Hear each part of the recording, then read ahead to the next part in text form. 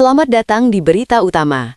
Dunia pertambangan global baru saja diguncang oleh salah satu mega akuisisi terbesar tahun ini.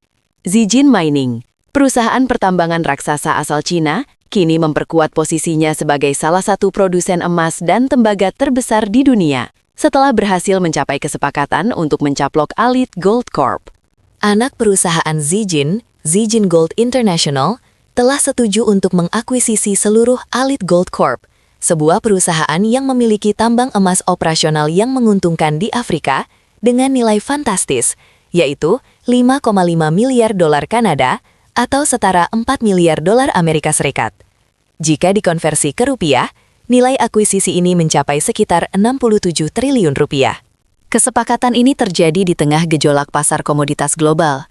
Harga emas batangan baru-baru ini menembus rekor perdana 5.000 dolar Amerika Serikat per ons, sebuah lonjakan yang dipicu oleh meningkatnya permintaan aset safe haven akibat ketidakpastian global.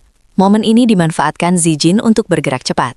Bahkan, penawaran tunai dari Zijin ini mewakili premi sekitar 27% di atas harga rata-rata saham elit selama 30 hari terakhir, menunjukkan betapa strategisnya aset yang dibidik. Lantas, apa yang membuat Allied Gold begitu berharga? Perusahaan ini memiliki aset emas yang sudah berproduksi di dua lokasi kunci Afrika, yaitu Mali dan Pantai Dading. Selain itu, mereka tengah mengembangkan proyek ambisius di Ethiopia. Akuisisi ini diperkirakan akan menambah 3 tambang yang sudah beroperasi ke portofolio Zijin, yang mana ketiganya diproyeksikan menghasilkan hingga 400.000 ons emas pada tahun lalu. Tambang Sadiola di Mali sendiri menyumbang hampir setengah dari total produksi tersebut. Zijin Mining Group memang telah lama memiliki jejak yang kuat di Afrika. Mereka sudah mengoperasikan beberapa proyek penting di benua tersebut, termasuk aset tembaga dan litium utama di Republik Demokratik Kongo dan tambang emas di Ghana. Menurut Ketua Zijin Gold, Hong Fulin, aset yang diakuisisi ini merupakan aset jangka panjang yang sangat strategis. Ia secara khusus menyebut Kurmuk yang akan menjadi tambang emas skala industri pertama di Ethiopia dan Sadiola di Mali, sebagai aset yang diharapkan mampu memberikan produksi selama beberapa dekade mendatang. Perusahaan pertambangan terbesar di Cina ini sebelumnya telah mengumumkan rencana agresif mereka untuk meningkatkan akuisisi secara global, dengan fokus khusus pada sektor emas dan tembaga. Zijin menargetkan pertumbuhan 2 digit untuk produksi kedua logam tersebut tahun ini, sejalan dengan tren harga komoditas yang terus mencetak rekor tertinggi panjang masa. Namun, di balik kegemilangan kesepakatan ini, tersimpan nuansa regulasi yang ketat.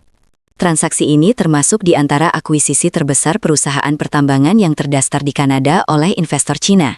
Dan Kanada telah memperketat aturan seputar kesepakatan asing di bidang pertambangan, khususnya yang melibatkan entitas milik negara. Sebagai contoh, Kanada pernah memblokir rencana Shandong Gold Mining Co. untuk mengakuisisi Temak Resources Inc. pada tahun 2020 dengan alasan kekhawatiran keamanan nasional.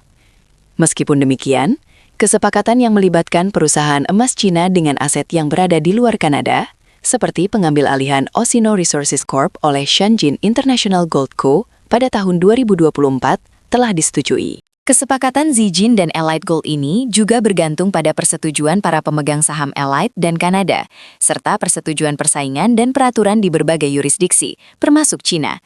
Meskipun proses persetujuan masih berjalan, langkah Zijin ini jelas menegaskan ambisi Cina untuk mendominasi pasar sumber daya global di tengah harga komoditas yang sedang melambung tinggi.